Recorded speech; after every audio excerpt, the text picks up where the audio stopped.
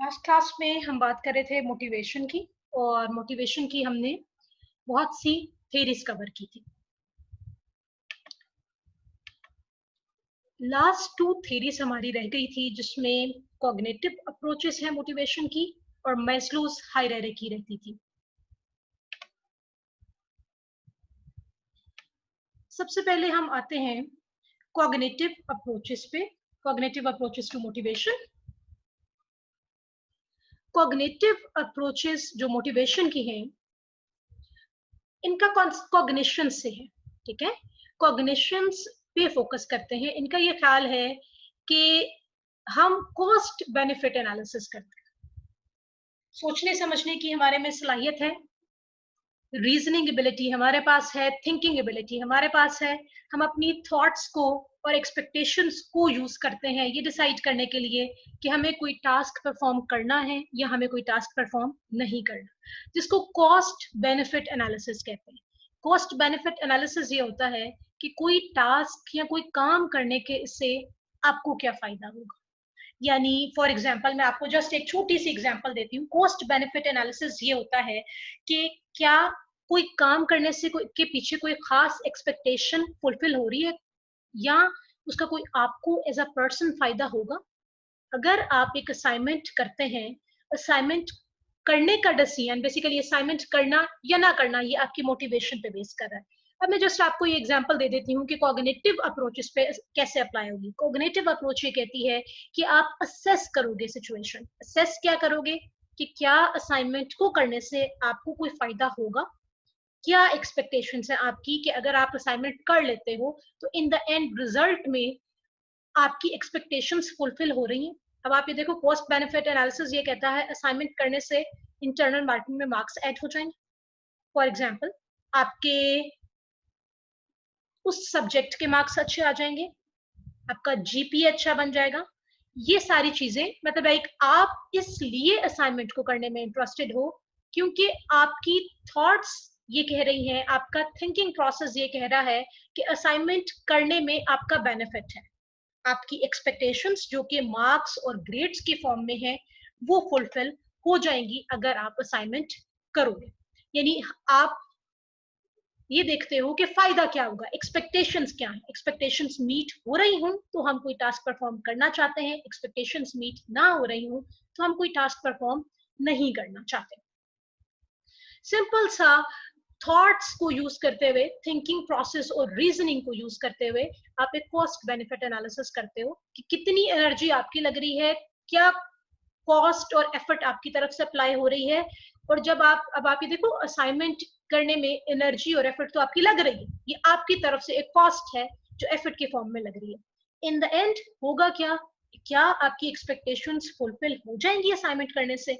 ये चीज होती है बेनिफिट। आपको बेनिफिट क्या होगा, आपका फायदा क्या होगा। ये कॉस्ट बेनिफिट एनालिसिस होता है जो कि कॉग्निटिव अप्रोच जिसकी बात करती है कि हम ये देखते हैं टास्क परफॉर्म करने का क्या फायदा होगा और अगर हमें और क्या हमारी एक्सपेक्टेशंस फुलफिल होंगी।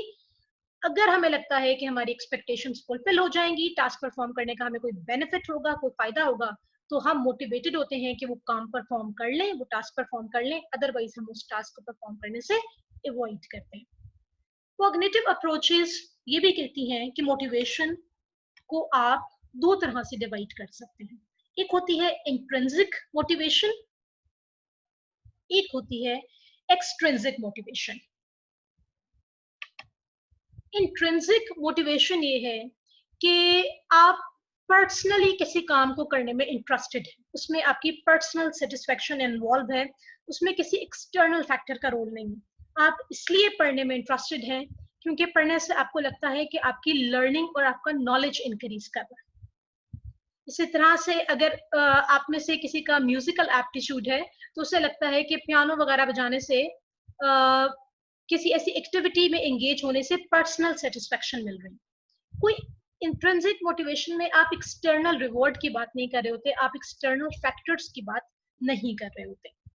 जबकि एक्सट्रिंसिक मोटिवेशन इससे बिल्कुल डिफरेंट है। एक्सट्रिंसिक मोटिवेशन ये है कि आपका तमाम तर फोकस अब एक्सटर्नल रिवॉर्ड्स पे है।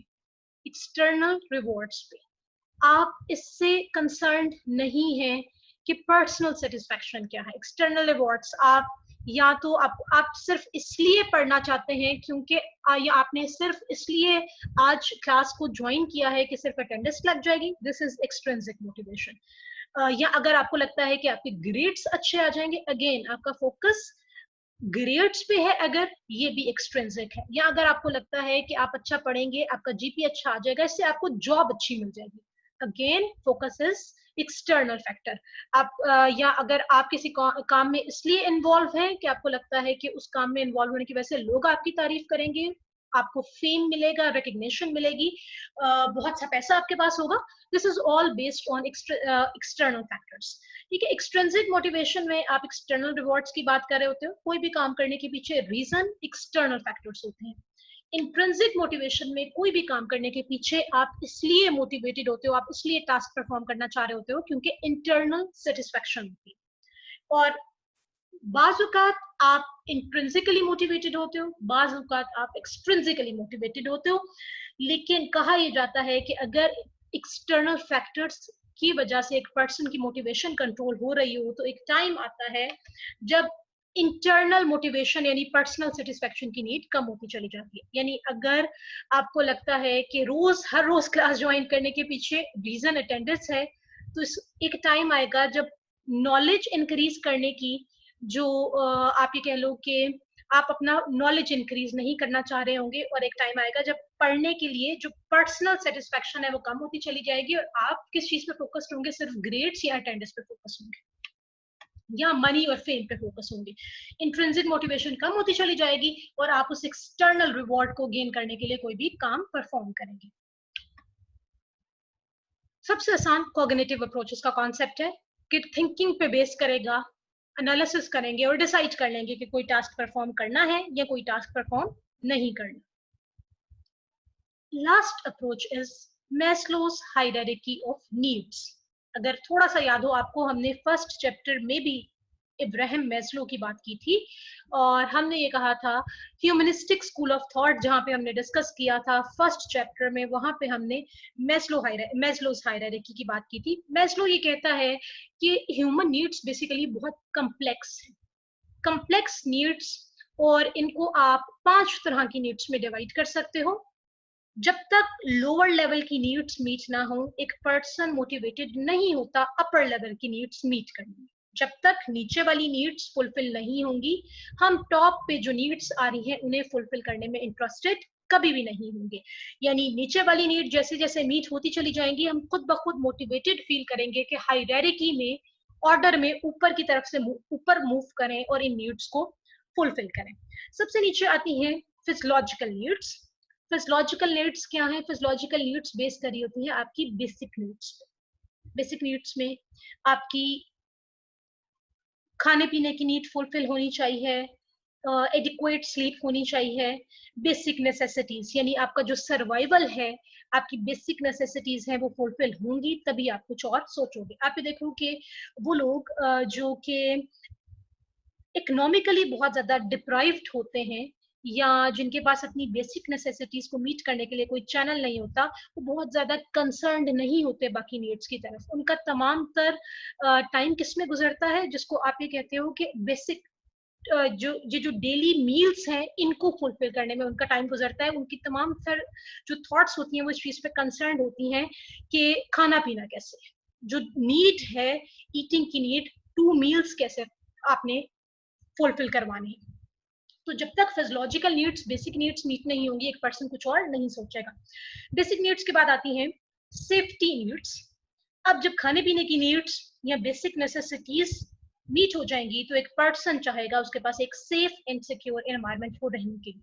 सेफ एंड सिक्योर एनवायरनमेंट में आपके पास, आप चाहोगे कि कोई ऐसी जगह हो रहने के लिए जो कि सेफ हो, जहाँ पे सेफ में आप ये भी देखो कि जहाँ पे आप हर तरह की डेंजर और थ्रेट से दूर। जिस तरह से अगर आप ये कहते हो कि टेररिस्ट अटैक्स वगैरह जिस दौर में बहुत ज्यादा हो रहे थे, उसमें भी आपकी सिक्योरिटी सफर कर रही होती है।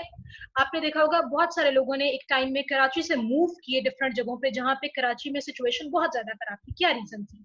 वो सेफ्टी इंश्योर नहीं हो रही थी जो कि एक पर्सन को चाहिए होती। सेफ एंड सिक्योर एनवायरनमेंट चाहिए आपको रहने के लिए, जहां आप मेंटल पीस के साथ रह सको, जहां पे आपको इस चीज का खतरा ना हो कि कोई आपको कोई थ्रेट पहुंचा सकता है, कोई डेंजर, आपकी लाइफ डेंजर में ना हो। देन जब आपके पास बेसिक नेसेसिटीज भी मीट हो जाएंगी, सेफ्टी नीड्स रहने के लिए एक सेफ एंड सिक्योर एनवायरनमेंट होगा, आप चाहोगे कि आप लव एंड बिलोंगिंगनेस की नीड मीट हो, आपके फ्रेंड्स हो, आपको कोई ऐसा सर्कल हो जिसके साथ आप शेयरिंग कर सको, जिसके साथ आप गपशप कर सको, जिसके साथ आप इंजॉय कर सको।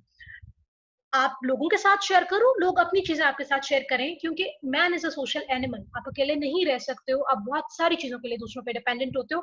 आप एक सोशल गैदरिंग, मतलब सोशल एफिलिएशन, आप चाहते हो दूसरे लोगों के साथ रिलेट करो और एफिलिएट करो, ताकि शेयरिंग कर सको और एक अच्छा टाइम स्पेंड कर सको। देन लव एंड बिलोंगिंगनेस की नीड्स के बाद आती हैं स्टीम नीड्स। स्टीम नीड्स होती हैं, आप चाहते हो लोग आपको वैल्यू करें, रिकग्नाइज करें, आपकी कोई सेल्फ वर्थ हो, आपकी सेल्फ वर्थ ये है, कोई सेल्फ रिस्पेक्ट हो आपकी, लोग, और ना सिर्फ आपको पता हो आपकी सेल्फ रिस्पेक्ट, आप ये ना कहो कि मेरी तो कोई वैल्यू ही नहीं, बल्कि लोग भी उस वैल्यू को रिकग्नाइज करें। अगर आपने कोई काम किया है, आपने कोई टास्क परफॉर्म किया है, तो आपको ड्यू रिस्पेक्ट मिले, आप जो रिकग्निशन डिजर्व करते हो वो रिकग्निशन मिले, और लोग इस चीज को एक्नॉलेज करें कि आपकी कोई अहमियत है, आपकी कोई इंपॉर्टेंस है। आप खुद भी अपने आप को अहमियत दो, आपकी अपनी भी कोई सेल्फ रिस्पेक्ट हो, और लोग भी उस सेल्फ रिस्पेक्ट को एक्नॉलेज करें। तो लास्ट में आता है सेल्फ एक्चुअलाइजेशन। सेल्फ एक्चुअलाइजेशन हमने क्लास में काफी सारी डिस्कशन की थी। ये वो स्टेट है जो सेल्फ फुलफिलमेंट की स्टेज है, जहां पे आके बाकी नीड्स की कोई गुंजाइश बाकी नहीं रहती, आप यहाँ पे आके लाइफ से सेटिस्फाइड हो चुके होते हो, और आपको लगता है कि आप मैक्सिमम गोल्स अचीव कर चुके हो। ऐसी स्टेट जहां पे आपको लगे कि आप मैक्सिमम चीजें अचीव कर चुके हो, आप अपना बेस्ट पोटेंशियल एक्सप्लोर कर चुके हो, और अब मजीद कुछ एक्सप्लोर करने के लिए नहीं रह गया। ठीक है, ये चीज एक बात याद रखना कि मोटिवेशन में बहुत सारी अप्रोचेस हैं, लेकिन यूजुअली हम तमाम अप्रोचेस को मिला के यूज कर रहे होते हैं। सारे अप्रोचेस मिलके एक अच्छा वे में बिहेवियर को एक्सप्लेन करती हैं, इसलिए मल्टीपल अप्रोचेस का यूज किया जाता है। मीटिंग का टाइम एंड हो रहा है, मैं दोबारा से मीटिंग को जनरेट करती हूँ एंड आपके क्वेश्चंस को आंसर करती हूँ। यहाँ पे आपका